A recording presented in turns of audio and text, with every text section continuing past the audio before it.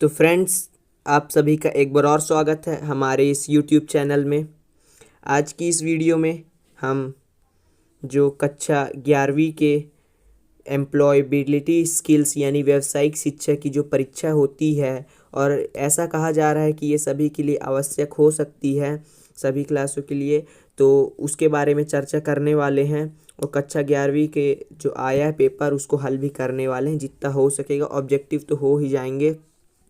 मैं आपको पहले ही बता दूं कि ये बहुत साधारण प्रश्न है, इसलिए इसके उत्तर अनेक हो सकते हैं, इसलिए मेरे उत्तर को ही लिखना ज़रूरी नहीं है, अपने सोच समझ बूझ से भी आप लिख सकते हैं। और मैं आपको बता दूं, यदि अभी तक आपने हमारा चैनल सब्सक्राइब नहीं किया है तो प्लीज़ पहले चैनल सब्सक्राइब कर लें, क्योंकि मैं हो सकता है कि अगर इस वीडियो में आप अच्छा खासा इसको मतलब शेयर वेयर कर देंगे तो मैं आगे कभी हल करके डाल दूंगा, तो प्लीज़ चैनल सब्सक्राइब कर लीजिएगा। तो जो हम लोग का प्रश्न क्रमांक पहला था, जो है रिक्त स्थानों की पूर्ति, आया था। पहला है, आपकी माँ या पिता की बहन आपकी ब्लैंक है। तो ये साधारण सी बात है, जो हमारी माँ की बहन होगी वो मौसी होगी, और पिता की बहन जो होंगी वो बुआ होंगी। तो इसका उत्तर होगा मौसी और बुआ। फिर दूसरा नंबर है, आपके चाचा के बच्चे आपके ब्लैंक हैं। ये भी स्वाभाविक सी बात है, भाई ही होंगे तो भाई लिखेंगे। फिर तीसरा है, आपके पिता या माता का भाई आपका ब्लैंक है। इसका उत्तर होगा, पिता का यदि बड़ा भाई है तो बड़े पापा, छोटे भाई हैं तो चाचा, और माता का भाई तो सिर्फ मामा ही होता है तो मामा लिखेंगे।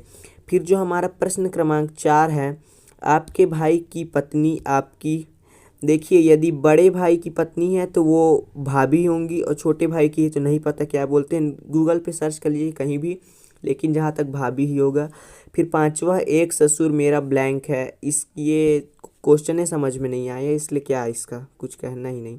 तो अब प्रश्न क्रमांक 2 की ओर चलते हैं, जो हमारा सही विकल्प चुनिए था। चैनल ज़रूर सब्सक्राइब कर लीजिएगा ताकि मैं अभी क्वेश्चन का हल डालूँ तो आप तक मिल सके। जो पहला है, जब आप एक प्रस्तुति की तैयारी कर रहे हो तो आपको करना चाहिए। पहला है, संदेश पर ध्यान केंद्रित करना, हाथ के इशारों का अभ्यास करना, बोलने की विभिन्न तकनीकों को आजमाना, उपरोक्त सभी। इसका उत्तर होगा उपरोक्त सभी। जी हाँ फ्रेंड्स, इसका उत्तर उपरोक्त सभी होगा। फिर दूसरा नंबर है, इनमें से कौन सा काम पर एक गैर मौखिक संचार नहीं है।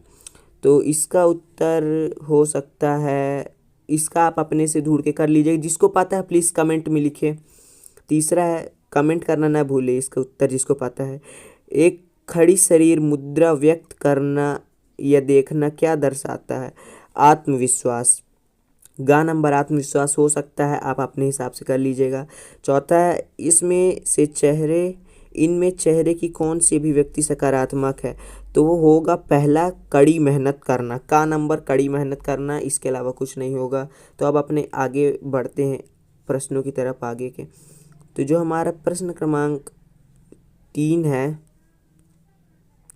वो सही जोड़ी था। जैसे पहला है, खुद से प्रेरणा लेना, तो इसका हो जाएगा सेकंड नंबर स्वप्रेरणा। फिर दूसरा है, संचार शब्द लैटिन भाषा, तो इसका उत्तर होगा हमारा जहाँ तक है संचार शैली। संचार शब्द लैटिन भाषा, संचार शैली। फिर तीसरा है, स्थान जो अच्छी तरह से जाना जाता है, लैंडमार्क्स होगा इसका पहला नंबर। फिर चौथा है, मुखर होना एक स्वास्थ्य कम्युनिकेयर है, चौथे का होगा पांचवा यानी कम्युनिकेयर। फिर पांचवा है, मिलकर कार्य करना, इसका उत्तर होगा टीम वर्क। जी हाँ फ्रेंड्स, इसका उत्तर होगा टीम वर्क। तो ये हो गया हमारे प्रश्न क्रमांक 3 का हल यानी सही जोड़ी का हल। अब अपने प्रश्न क्रमांक 4 की ओर चलते हैं, जो आया है सत्य असत्य बताना। जैसे पहला है, आत्मविश्वास के साथ बोलना एक सकारात्मक सोच का परिचय, ये सत्य होगा डेफिनेटली।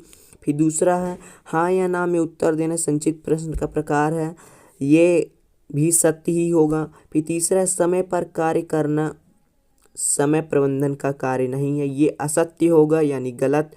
चौथा नंबर अपने से करिएगा। पांचवा है, नाउन और words that refer to a person place things और प्लेसेस, तो ये ट्रू होगा, सही होगा, सत्य होगा।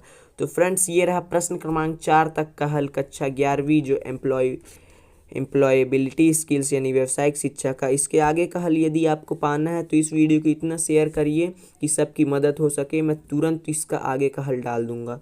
तो चैनल भी सब्सक्राइब कर लीजिएगा। थैंक्स।